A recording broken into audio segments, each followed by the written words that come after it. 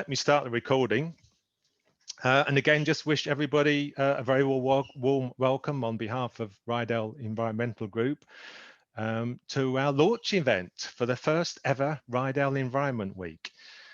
Really pleased this evening to be joined by Kevin Hollinrake, of course. Hi, Kevin. Do you want to say just a quick hello? Yes, hello everybody. Delighted to be here. Thank you for inviting me to talk to you this evening. Great stuff, fabulous. And also here we have Simon from Friends of the Earth. Want to say a quick hello, Simon? Hi, folks. I suppose we didn't talk about this, but Simon will lead our Q&A session a little bit later on. I guess we're kind of, are we the Jeremy Paxman and Fiona Bruce of this Zoom session? I'm not quite sure. And who's Jeremy and who's Fiona? We'll see how that goes.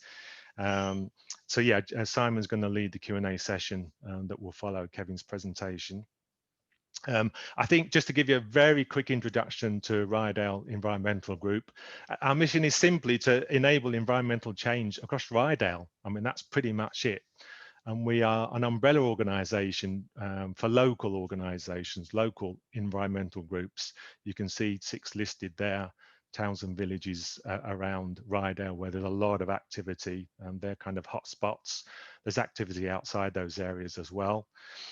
So this event aside, where most of the action is very much at local level in the villages and towns across Ryedale.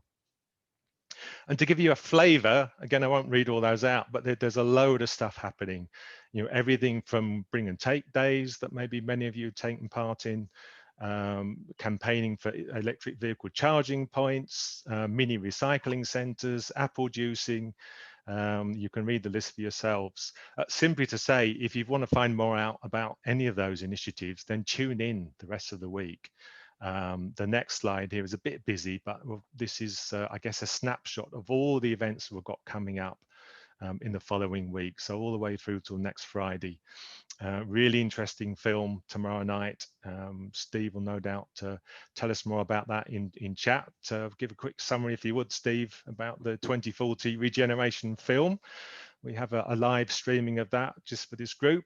There's 4 events then on Sunday, everything from veganism to rescuing hedgehogs, public transport, and a particular spotlight on various local community projects. And then it continues. So there'll be 2 sessions every evening, the rest of the week. Again, won't go through those in detail right now, but you can find out more from our website at the bottom of the page there, or from our Facebook group.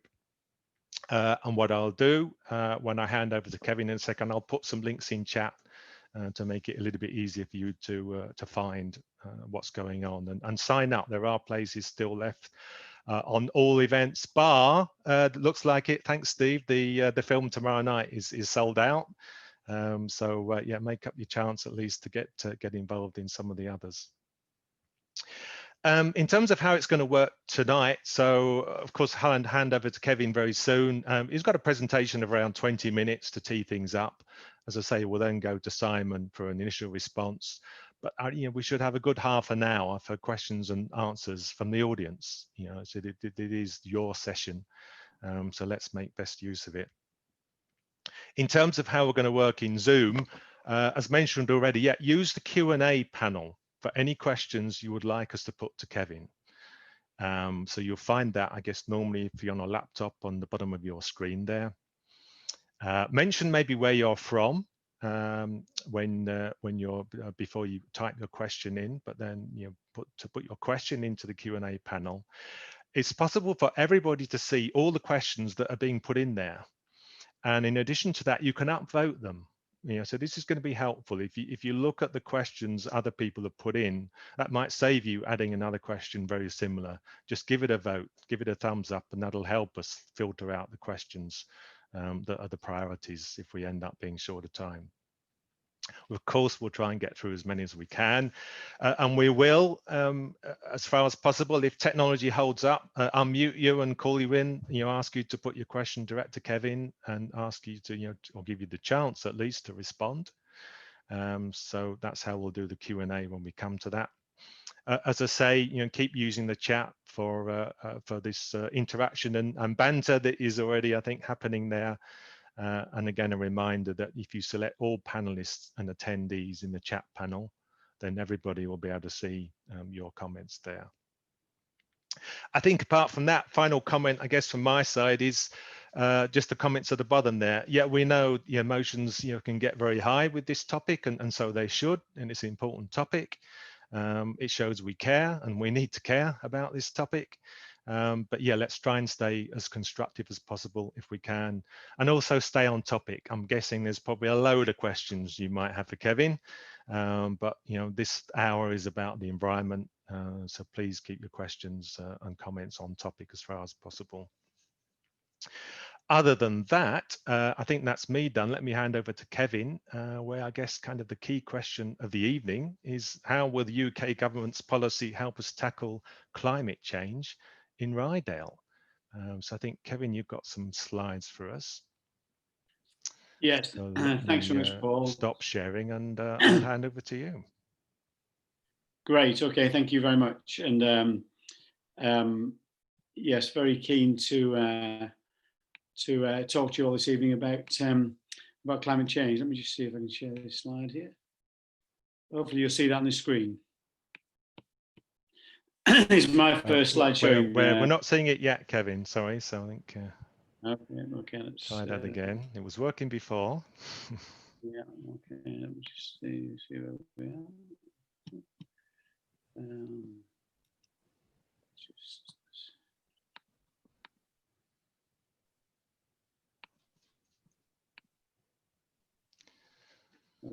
It's more like something's happening.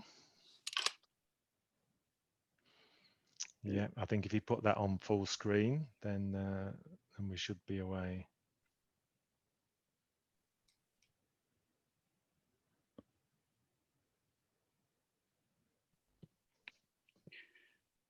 You should be on my first slide there, Paul. Is that where we are? That's spot on, Kevin. Great. Yeah, okay. Well, thank you for inviting me again, and thank you for so many people joining this call tonight about this very important topic. And it's wonderful in these difficult times, of course, that we still have technologies that can help you understand where the government is, I guess, and also you holding me to account for our previous pledges on this very important issue. Yes, the question I was asked to answer was government policy relating to Ryedale, but I think we'd all concede this is an issue that affects us planet-wide. So most of the things we focus on are planet-wide in terms of climate change. It's very important that they are, because I think we'd all concede the UK cannot act alone in this. It must show leadership on a world stage, but also must bring the world with it. But hopefully what we should be thinking of doing is enabling local communities to deliver solutions as well, both in a kind of sub-regional basis, but also at a settlement basis, So really want to touch on that as part of my presentation. But so if I can just try my first slide. So this is how I'd summarize the presentation from my perspective. As Paul says, these things are always open to debate, of course, but I would regard the UK as one of the world leaders in terms of its tackling of climate change. We are making that move from fossil fuels to renewables. There's no doubt about that. Some would say we should be going more quickly. I agree with that. We have made significant progress. The good thing from that, because we've got to take the economy into account, it wouldn't make any sense to do this in a way that damaged the economy, which then would damage investment, which means you couldn't deliver the solution. So you have to do this alongside the real economy. But I think we would all agree, perhaps on this call, I think just about everybody agrees in Parliament, maybe one or two doubters there, but not many, that we need to go much further, much more quickly to tackle this issue.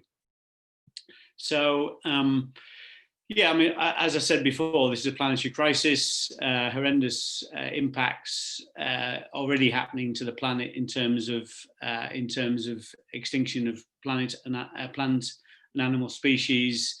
But if we don't tackle this, those are some of the kind of predicted effects of it, which is obviously clearly unacceptable from any perspective. So we know the scale of the crisis. I think many people would say that's that apocalyptic situation. In reality, it'd be much worse than that. So, but I think it's the right kind of benchmark to look at in terms of how catastrophic this would be for the planet and therefore our local communities as well. So just before I go on to government policy, clearly we've all got a role in this. And one thing I've always been delighted to see when I regularly have conversations with constituents about this, regular visits to Parliament, and there's organisations like this, which I'm delighted to engage with. But also Time Is Now, I have a regular quarterly meeting with Time Is Now, and I think we've got coming up the next couple of weeks, is that people want to do stuff themselves. It's not about just what the government will do, it's about what we can do individually. In terms of my own perspective, I'm a founder member of something called the Conservative Environment Network, which is pretty much the leading policy voice that is shaping the thinking on this in Number 10 and Treasury and other and Bays and other areas. So delighted to be one of the members of that and regularly chair meetings and make speeches for the Conservative Environment Network and author articles, which I've just done recently on retrofits in a new Northern Policy booklet that we've got coming out shortly. I have a voice in this. I am the PPS, Parliamentary Private Secretary, which is a very grand title for a very small job, to Michael Gove, but he has got a very important job. He shares COP26 responsibilities. COP26, as you know, it's our commitments to take forward Paris on an annual basis, and that's been hosted next year in Glasgow. Was supposed to be this year, but Michael is a key figure in that. So again, it gives me some access to the corridors of power in terms of decisions that have been made in this area. I've led and contributed to quite a few specific campaigns. That's not an exhaustive list, but I think I was one of the co-signatories to a letter to the then Prime Minister, Theresa May, previously, you might remember, we had a commitment to reduce our carbon emissions by 80% by 2050. We wanted 100% reduction, and that's what the Prime Minister agreed to do. And we were the first major economy to make that pledge. I also led a group of MPs who wrote to Theresa May again to say we should reverse the planning restrictions on onshore wind, which we did. I've also pressed the government on, for instance, solar on the rooftops of public buildings and improving the business rates treatment of solar on public buildings and private buildings. Pushing forward a strategy on hydrogen. One of the roles I play in Parliament, I'm the co-chair of the All-Party Group for Fair Business Banking, do a lot of work on the relationship between banks and businesses, usually trying to resolve past disputes actually, but that's one of the streams of work that we're undertaking is in terms of how our banks will help businesses move to net zero. What we don't want is banks to simply pull the plug, simply say to businesses, well, you're from the old world of you doing things in a way that use high use of fossil fuels, and therefore we're going to withdraw our banking services to you as a business. We want them to have a conversation with those businesses, but a conversation about facilitation, how they can move that business from a business that's dependent on fossil fuels to a business that's not dependent on fossil fuels. And one of the examples I might give you, for example, is York Handmade Brick Company is in my patch. It's near Easingwold. The Armitage family own that business. It's very highly dependent on firing bricks in gas-fired kilns. And we're trying to move. One of the ways you could mitigate the carbon emissions from that premises is to move it to biofuel, for example, biogas. There's a landfill site next to it, and that's one of the things they're doing, looking to try and reduce their carbon emissions. But that will take investment, of course, and we want banks to facilitate that transition to help businesses invest to reduce their carbon emissions. So everybody can play a part, whether it's businesses in the local community, individuals in the local community, villages, towns across Ryedale, or it's on a wider scale in terms of the interventions and mitigations. And just as an aside, I guess I'm an electric car driver, so personally a fully signed up member of the environmental club. In terms of the UK being a world leader, which some will say it is not, but this is, I am a big believer in self-praise is no recommendation, that we should look for independent verification of any government claims, whoever's in power at the time. This is something that's produced by an organisation called German Watch, obviously a German organisation. Sorry.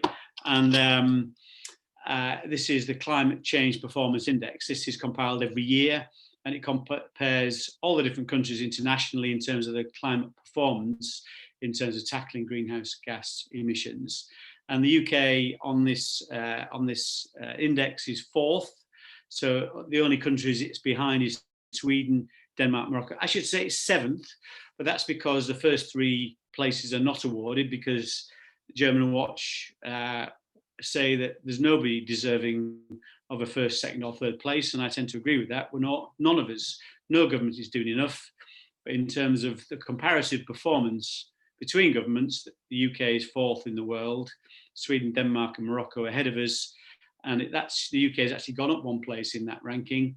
And every other country you can name, France, Germany, USA, whoever else is behind us at this point in time. So we are making some progress in some areas, but we need to make more progress in more areas. Just other things the UK has done, we're the first country to set legal targets. That was a Labour government, Climate Change Act 2008, supported cross-party, but the Labour government, this should not be a party political issue. We should be working together to try and tackle climate change. As part of that act, there was the establishment of the Committee on Climate Change. So the government's actions in terms of tackling climate change, the government can't act unilaterally. It has to meet carbon budgets that are set independently through the Committee on Climate Change. And we need to continue to meet those budgets all the way through to that net zero pledge by 2050. And as I say, we're the first country to make that pledge. 23% reduction in greenhouse gases in 2010, and the fastest decarbonisation of any G20 nation since 2000. Some illustrative achievements in terms of, and really illustration of the fact we are moving from fossil fuels to renewables. There's no doubt about that. Coal is a tiny proportion of our generation, having been huge, obviously almost massively dominant in terms of centralised generation decades ago, but now only 3% of our generation is from coal. That was the first quarter of this year, and that's the source of this. I'm happy to share the graph, these slides with anybody on the call. But these are from a data file that's available to anybody to look up. 3% first quarter this year. Gas is 27%, was 45% in 2010. Renewables now massively increased share, 41% in that first quarter. Mainly wind, on and offshore. We're a world leader in wind. Offshore will be, as the Prime Minister put it, the Saudi Arabia of offshore wind. So huge transition there. Big investment in solar. 80% of all deployments of solar has happened since 2010. Nuclear will grow. It's going to be an important part of the mix, although there's been certainly some missteps along the way in terms of deployment of nuclear, but that's going to play a part too. But let's not forget, of course, because some people on this call, understandably, and I would probably agree with this, is if we need to go further faster. At the moment, the way the move from fossil fuels to renewables is funded, because renewables have in the past been more expensive than, for example, existing gas power stations. They have to be funded through a subsidy through our energy bills, something they call the levy control framework. So that passes bills effectively, passes the cost through to individual bills. And we have overspent on that in terms of our original commitment. I think we'd agreed to spend £7.6 billion on these subsidies for renewable technologies as they were emerging and becoming more cost effective. And we've overspent on that. So 8.6 billion a year being spent on that by bill payers by 2021. £52 billion in total since 2010. As I said in one of my opening slides, this has been good for the economy, and I believe that clearly there are some people that are concerned if we go to net zero by 2050, that will cost the economy, cost individuals, cost consumers a lot of money. It will certainly cost a certain amount, but if you look at it in the round, there are some benefits in moving to a green economy from an economic perspective. So we've grown the economy since 1990, despite the fact emissions have fallen 42%. Hundreds of thousands of jobs being created, including 200,000 in the supply chain. And the recent investment package, you've seen the Chancellor made a £3 billion commitment to the in the form of the Green Investment Package, which will, in his words, support 140,000 jobs in the sector. Some of those existing jobs that will then have more capacity to grow, but also in terms of new jobs as well.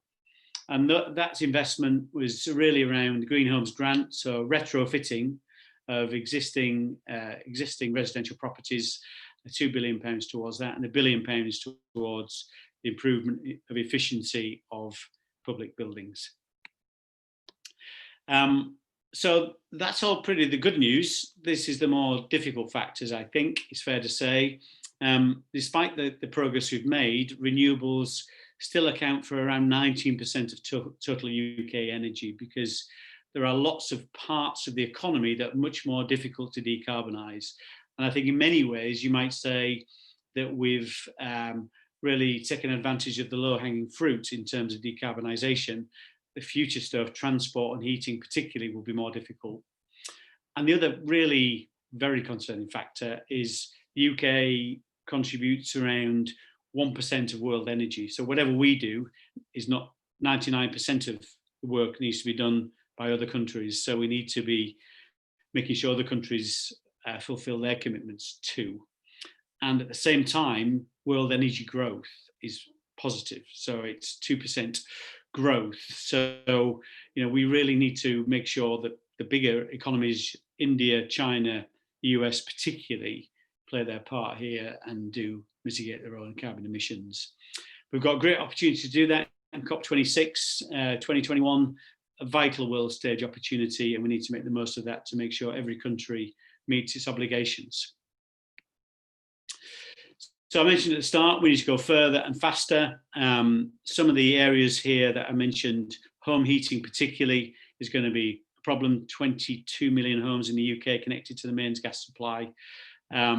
There are some potential opportunities there in home heating, moving to hydrogen from methane, for example, and I think the H21 trial in Leeds may be a good exemplar of how we might do that. In terms back to Ryedale, I think there's some real opportunities that we're not taking advantage of at the moment in terms of enabling communities to become net zero themselves.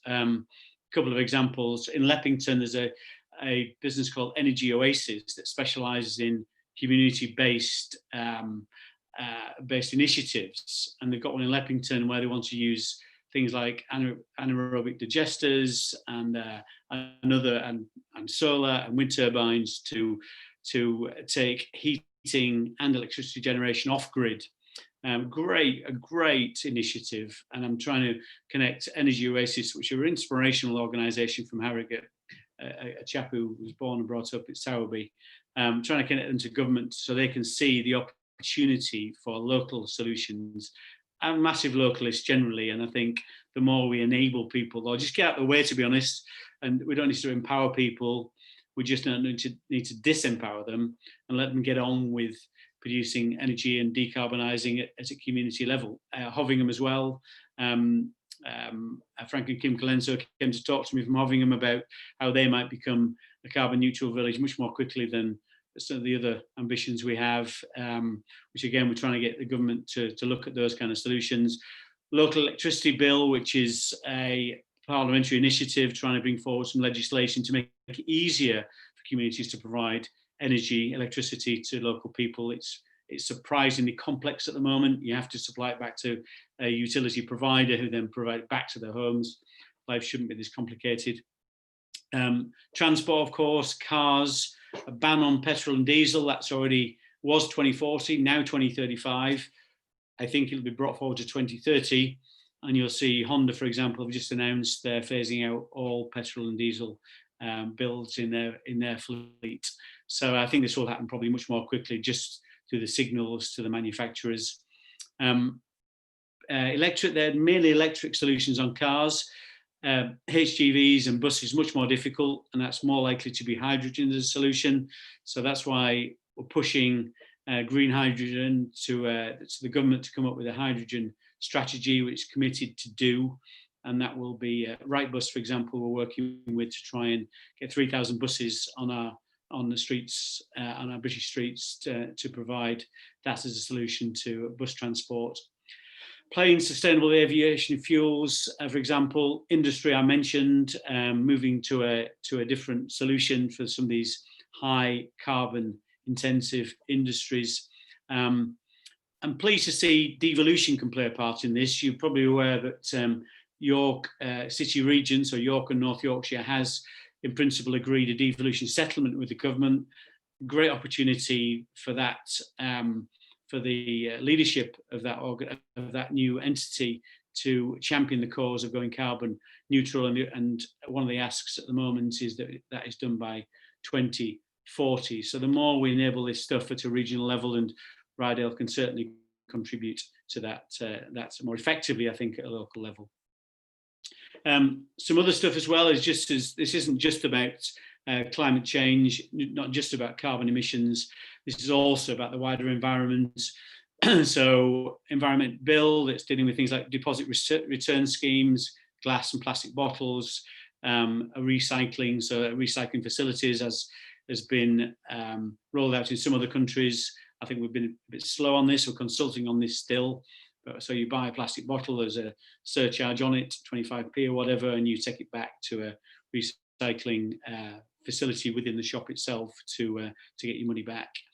Taxing single-use plastics, extended producer responsibility. So at the moment, producers are responsible for a very small proportion of the cost of recycling materials, packaging, and the government's consulting on producers having to pay 100% of that, which will obviously incentivise producers to reduce packaging in the first place, and therefore has immense benefits. An office for environmental protection, so you'll be able to hold the government to account for its commitments in these areas, clean air targets and initiatives around that.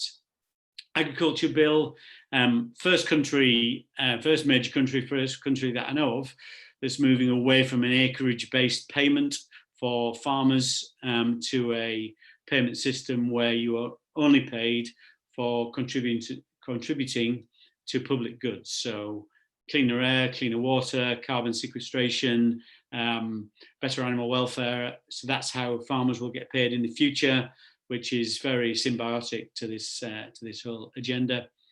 Fisheries bill again can contribute to this. Marine protection zones, sustainable fishing, and sustainable methods of fishing too.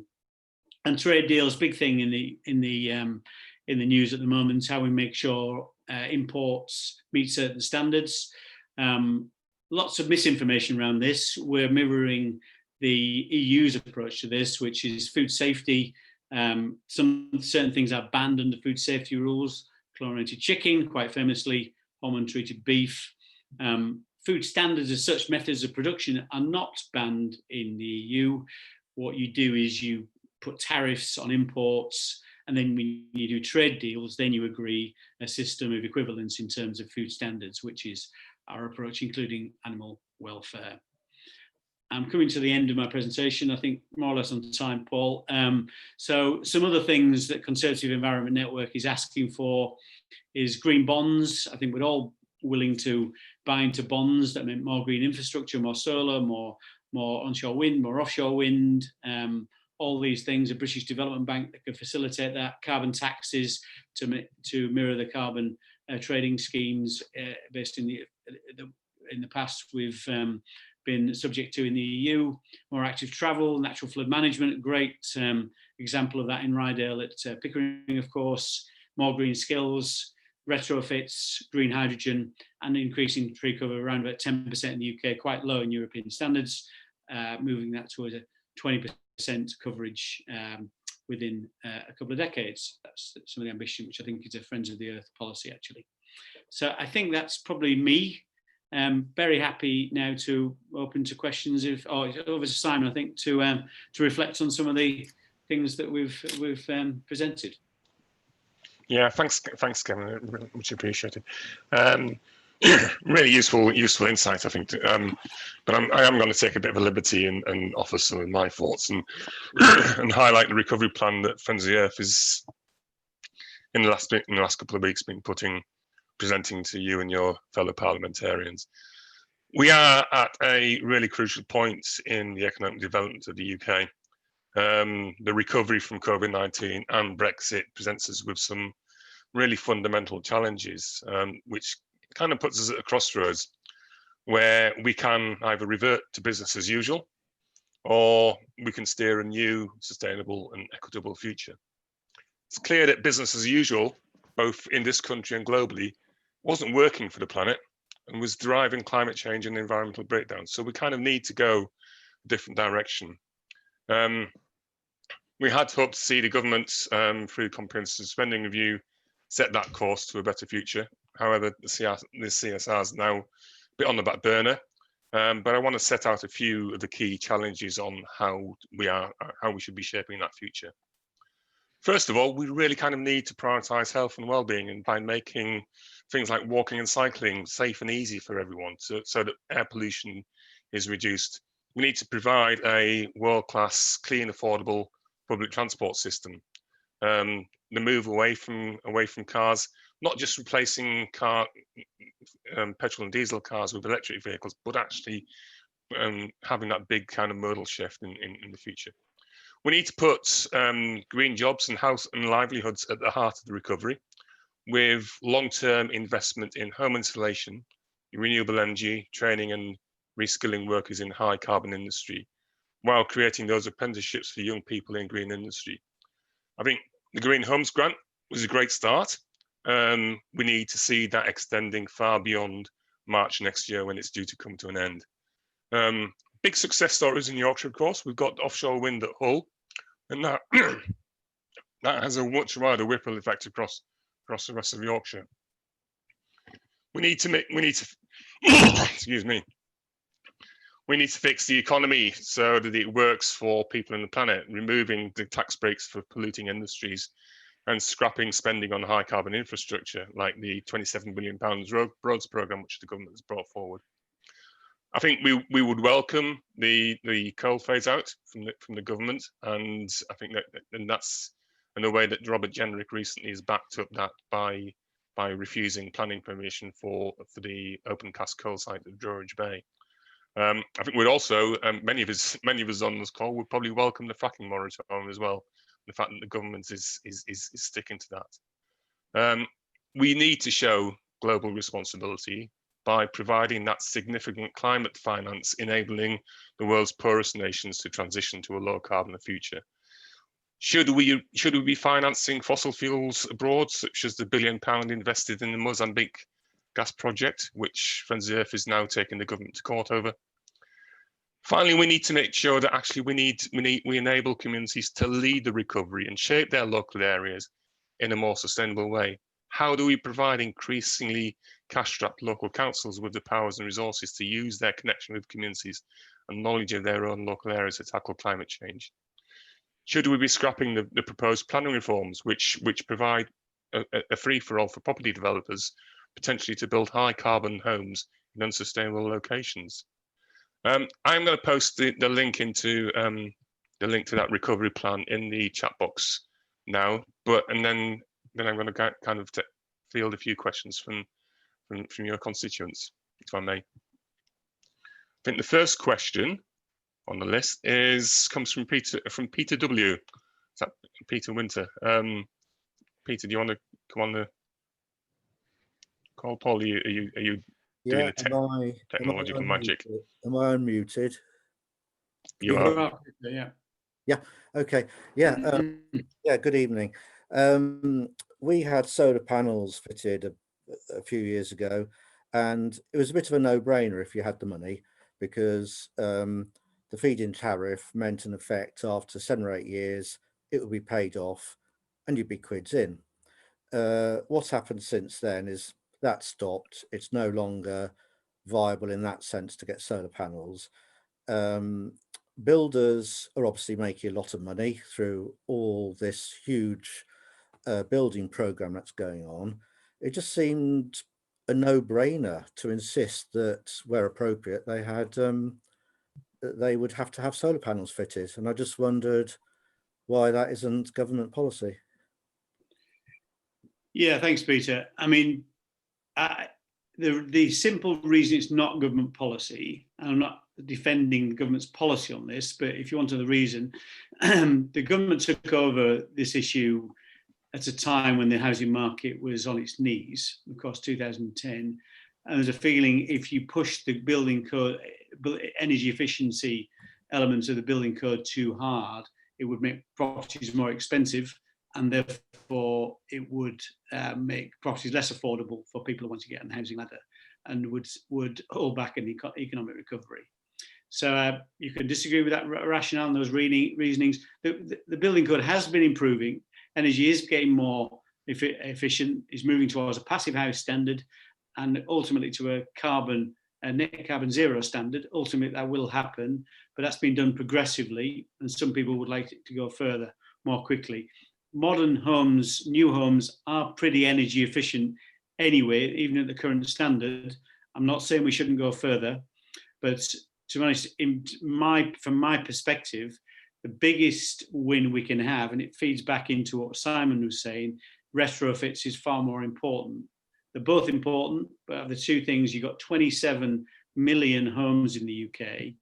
In terms of new homes being built, purely new homes, from scratch, from a kind of foundations upwards construction, you're about 170,000 homes a year. Massive difference between 27 million and 170,000. The biggest win we can get is retrofitting of the existing stock. Of course, we need to do both. I would have no issue in getting to a carbon net zero standard in terms of new homes, which would then need to include things like solar panels to make that happen. So, but that's been done over a kind of over a period of time, a few years, probably 5 years, rather than straight away. But for me, like Simon, I will put a lot more money into extending the Green Homes grant to get lots more homes energy efficient. And there's so many jobs created by that as well that it's kind of win-win for the entire economy.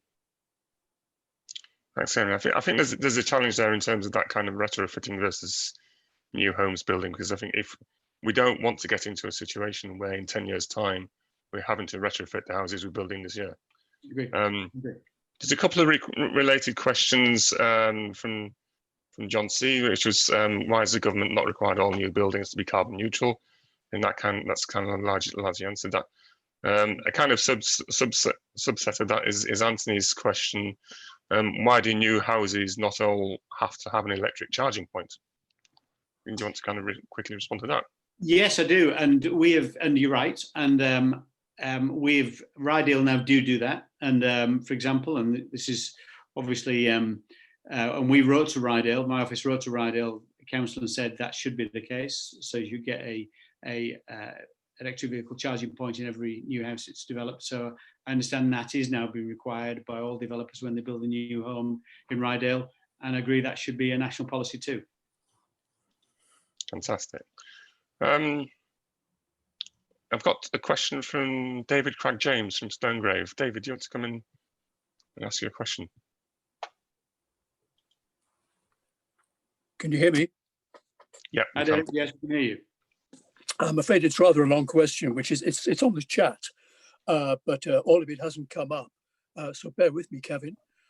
We all know that the grouse shooting industry contributes to global warming, as well as to the destruction of biodiversity.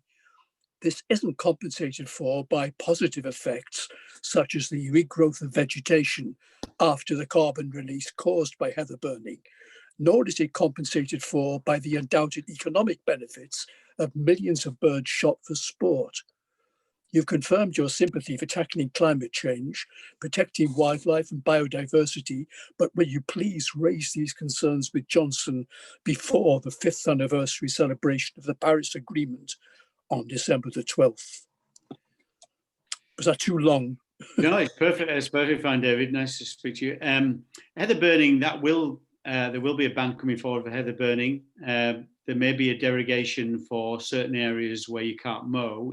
It's more sensible to mow than to burn it where you can. So the shooting industry isn't particularly happy about that. There's different views in terms of the carbon contribution or carbon sequestration of grouse moors, and certainly the Moorland Association has a different perspective on that. I would say the scientific position is mixed if you read both sides of that argument. But I think certainly in terms of heather burning, there are new measures coming forward that will certainly massively reduce the incidence of that.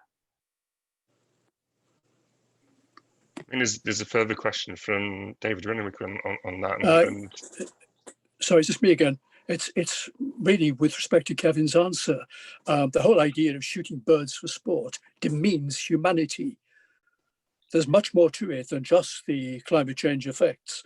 The fact that we go out and kill birds for sport is another thing entirely. Now, I feel that this is an example of the Tories' tenacious protecting of principle, provided that principle does not prejudice profit or privilege at the risk of alliteration. Well, I respect your view, David. I know lots of people. You disagree? I do agree. I do disagree. There's lots of people involved in the shooting industry in this part of the world, which is quite economically important to this part of the world. Yeah, that doesn't make it right, Kevin. No, I never say it is, David, but nevertheless, different political persuasions. They're not all Tories who go shooting. I know plenty of people who vote in other directions. So I don't think it's a party political issue. For me, we shouldn't ban grouse shooting, but we should make it more environmentally friendly. Thank you. Thank you. And there's a kind of follow-up question potentially from David. David Renwick is actually how weak is this? There's substantial peat deposits in your constituency. Do you have kind of recommendations for actually how you restore those peatlands in your constituency? Yeah, that's a very, very good question. And I think I did mention it in the presentation. One of the transformational policies that this government's come forward with is the move from acreage-based payments in terms of farming to public money for public goods. And there's something called environmental land management schemes that are part of that. And one of the schemes people will get paid for in future is restoration of peat bogs, for example. So, and quite rightly, and that's again about carbon sequestration. It's about biodiversity. So I think that will be a very important incentive for landowners to do the right thing and to be more environmentally conscious. And also part of that will be rewilding, of course, or tree planting, which at the moment is not financially attractive to lots of landowners. In the future, you will get paid to plant trees, for example, which you don't currently. So some very good parts of that scheme that the government's again consulting on now, looking at lots of different areas of policy around that to try and make sure we get that policy right. It's moving in, it's been transitioned in over a 7-year period.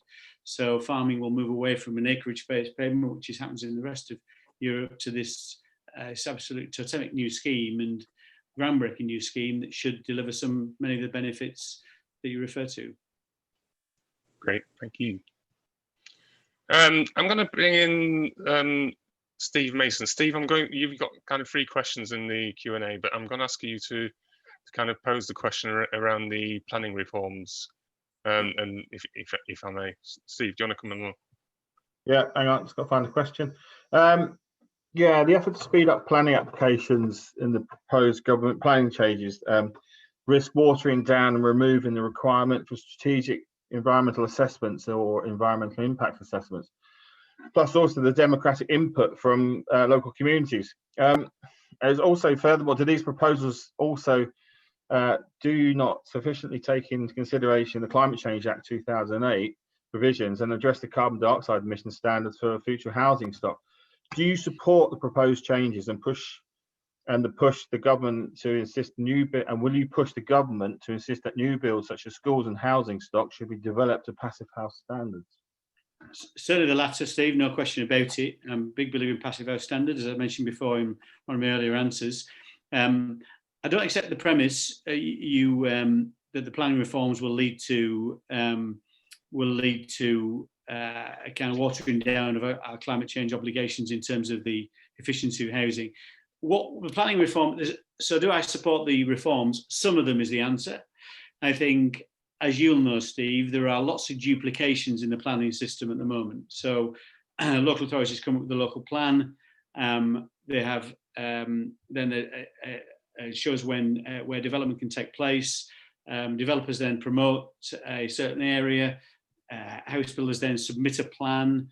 There's various iterations toing and froing between planning departments about different conditions of that planning application, reserved matters. There's an awful lot of complexity and difficulty around those plans, which are it's a particular burden to SME house builders, which is why SME house builders have largely been driven out of the whole marketplace.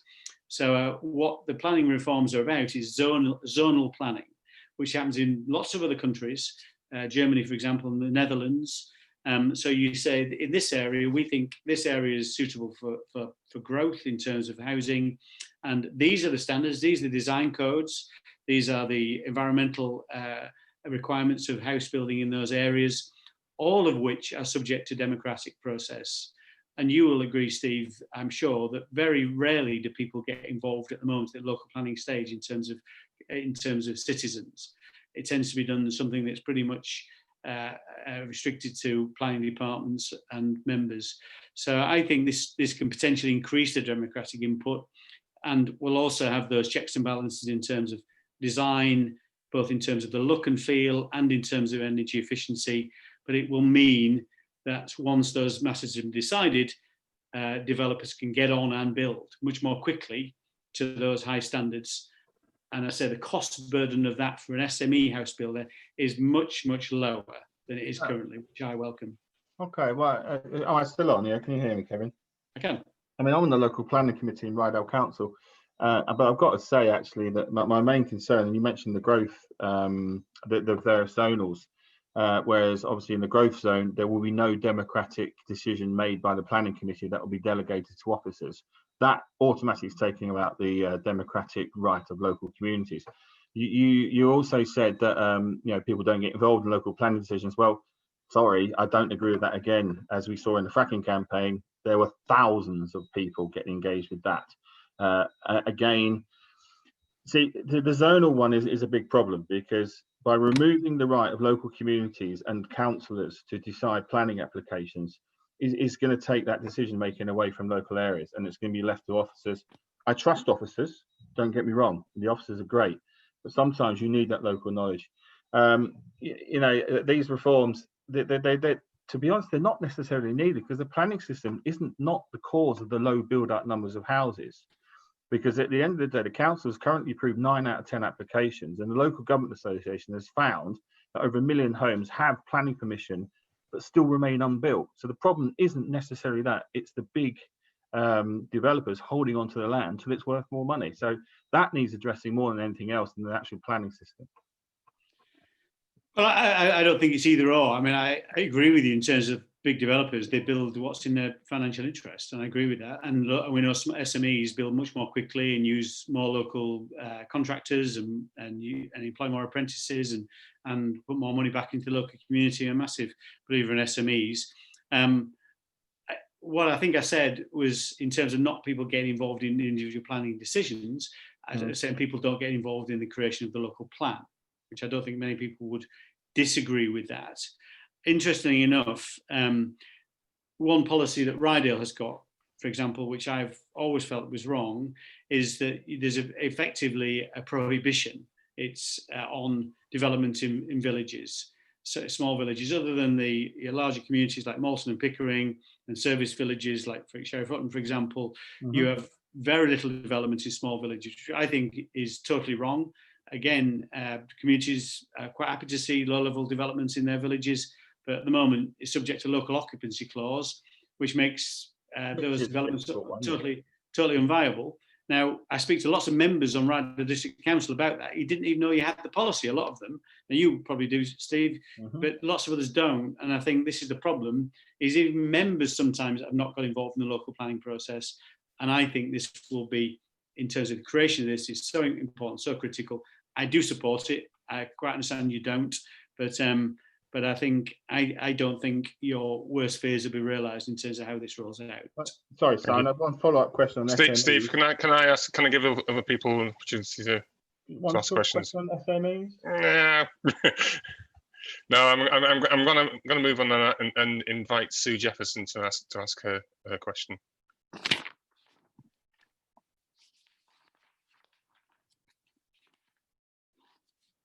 Sorry, I had to unmute. Thank you, and thank you very much for the presentation, Kevin. I'm here as a resident of Malton, but I sort of champion circular Malton and Norton, which is really getting a lot of residents and businesses excited about what's possible to do locally. So probably welcome a chat to talk to you about that in more detail. But what I've seen, I also sit on the LEPS steering group for getting Yorkshire to be the first carbon negative region. And just this morning, I've heard so many really good ideas have joined up a lot of the things you said on your list. And I'm wondering what you can do to help us, say, as a region, remove the barriers from sort of central government to see these things happen. And actually, I think we could showcase Yorkshire as a beacon for how to get carbon neutral schools, housing developments, businesses, towns to really boost jobs and skills, but actually show the way. But, you know, for lots of reasons, it gets in the way. How could you help us cut through and make that happen? Yeah, thanks, Sue. And no, I would love to help. And I mentioned Hovingham before in terms of a local settlement that's keen to do this. And the more we give people ownership of this over the solutions and community groups or villages or areas of places like Malton or Norton, the better. So really fascinated to hear your solutions and how we can facilitate them. I think the best thing we could do is probably try and get you a meeting with somebody like the Energy Minister, Kwasi Kwarteng. I had a conversation. I mean, one thing I think is probably sometimes we get wrong in central government is we think all the solutions have to be centralised. And I really think that is so deeply, it misses a massive opportunity because people are wanting to get engaged in this. I think it's great that Ryedale has the ambition to do this, and so does York City region. So I'd welcome any initiative like that. If you've got something articulated you could share with me, I'm very happy to try and point us in the right direction. Come down to Westminster, Zoom call, whatever it is at the time, and see what hurdles you feel there are in the way of progress, and let's see if we can get them shifted. Brilliant, thank you. I'll follow up. Thank you. It would be strange for me not to kind of visit Ryedale, either virtually or in reality, about talking about the next subject. So I'm going to invite Tim B to ask your question, Tim.